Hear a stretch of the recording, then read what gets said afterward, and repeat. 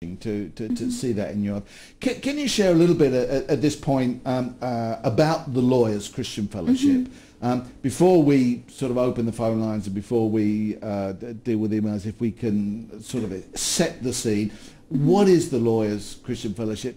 How did it come into being and why did it come into being? Yeah, it actually came into being, it was in 1952, and it was the Lawyers Prayer Union.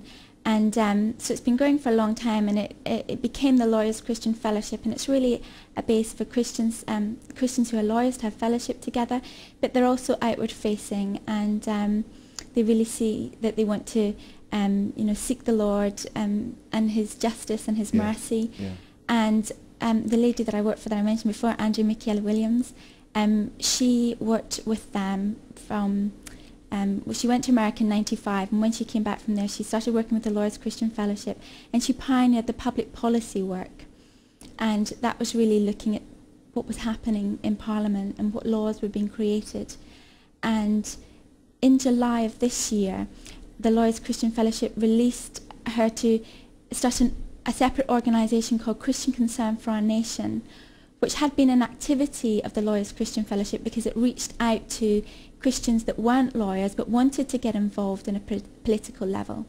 And so since July, Christian Concern for Our Nation has started up as a separate organisation carrying on the public policy work that Andrea had pioneered. So is Lawyers Christian Fellowship is still going? This is just a new arm, and so this is very much the, I suppose in many ways, the action arm, isn't it? But the Lawyers Christian Fellowship is still for those in the legal profession who are Christians to come together, fellowship together, pray together. Yeah, that's correct. And they've really released the public policy work because it's growing and gaining momentum. And Can I just ask you first of all, when you're practicing law, and and when you're defending somebody or even prosecuting somebody, how conscious are you of the need of knowing God's mind? I mean, obviously you've got to be very careful that you're dealing with the case in the legal sense. But how conscious are you as a Christian that it's so important that what we do is right and honourable, etc.? Yeah.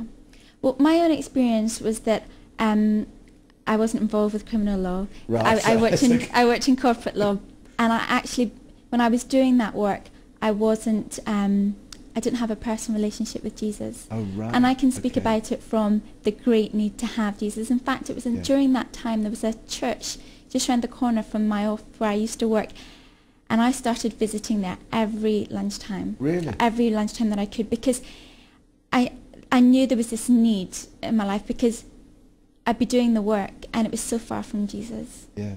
And not even just the work, but the culture was so far from Jesus. And it's really important that Christians, no matter where they work, are the salt and the light in that area to transform it. And also for people who find themselves in sticky situations, that their work is asking them to do something that would go against their faith, we really need Jesus in that time to help us and to steer and direct us so that we do walk righteously with Him, but at the same time witness to other people. Yeah, yeah.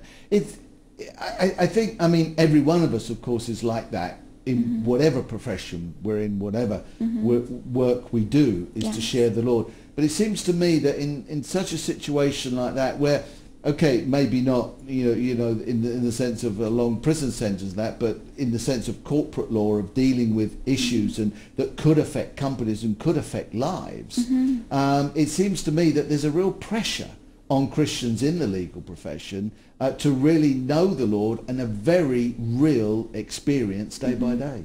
Yes, that's right. Yeah.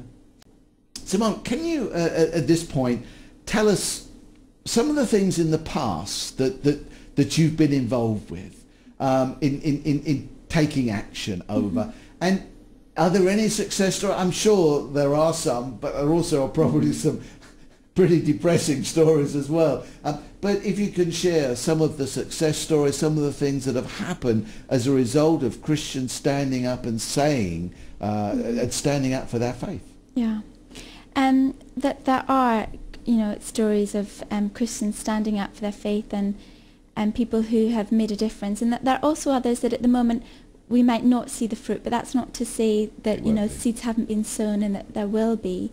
And at the moment we're dealing with the Human Fertilisation and Embryology Bill, and I know that many people that I speak to about that will say, gosh, you know, why are these things turning out? But you're going to give us a bit later on the layman's guide to that, aren't you? Yes, I will. Yes. But, you know, one aspect of that particular bill that I found is interesting is that it was supposed to be discussed and done and dusted in July, and yet it seems to me that the Lord has been gracious and given us more time. There was a by-election in Glasgow East, and there were various reasons why the government decided to postpone the bill until after the summer recess, which will be in October.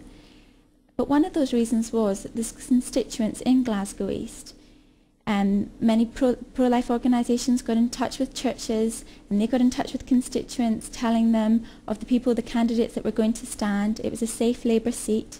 They told them of each candidate's pro-life position, including the Labour candidate. And interestingly, the candidate that was chosen was the one who was the most pro-life. Really? And I think that's a real encouragement, especially for us today as we face the bill. And it just, I mean, we will talk about it later, but it's daunting and it's confusing. But yet the Lord is in it, and no matter what the fruits seem like at the moment, we choose to believe that He is Lord of all, and that, you know, He's in control. So it really works in contacting your MP and making your views known. I mean, how should people do that? I mean, it seems to, I mean, for instance, sometimes people send out a letter or send out an email these days, and here is this standard letter that comes in. Now, it seems to me if everybody sends in that standard letter, they're going to understand that there's a bit of a coordination campaign going. Should we be sharing our hearts? Should we be sharing what we feel? Should we, as it were, understand the times, understand what's going on, so we can actually communicate from our hearts? You're absolutely right. We've produced example letters for people to follow, and we always advise them, you know, speak from your heart. Whatever you feel passionate about, write that in. Or, you know, when you go to see them, talk about that. Because some of the issues, although they might seem complicated, are very simple.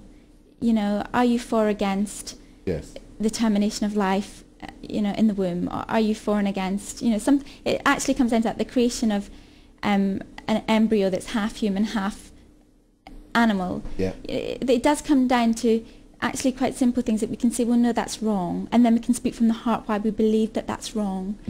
And so we always do encourage people, do speak from the heart, you're right. And I actually went to see, I used to live in Hertfordshire, and I went to see our local MP with my sister. And it just so happened on that day she was free, and her little girl came as well, and her little girl was 2. And it just completely transformed the visit with the MP, because he could see that we were a family, and that my sister was talking very much from her heart, from her mother's heart. You know, these are the concerns that I have, because, you know, this is the society that we're going to leave for our children. And so talking from our own point of view, what we are passionate about, is very, very important. And it's interesting there, because what you said, because there were 2 aspects to that. Aspect number 1 was A, it affects me today, but B, it affects those that follow me. And I think sometimes we can be so selfish, either saying, "Oh, that bill doesn't affect me in you know, in my everyday life," but we forget that as Christians we're here to be salt in this world, which affects many. We're here to be light in this world, which affects many. And so it's very interesting. You said also your sister's argument was, what will we leave when we go from here? And also she was talking very much from her own position, and that came across to the MP, because she had something unique to say. Her life is unique. The Lord has, you know, given her a purpose, and so there's things that as individuals we can bring to the table that nobody else can. And that's why even we see that, yes, these are big issues, let's think of, well, how does it impact me and the people around me and my town? Because these are things that are very personal to us, and the MPs need to hear it, because it will help them to build up a picture of how something that is on paper is actually going to affect living people.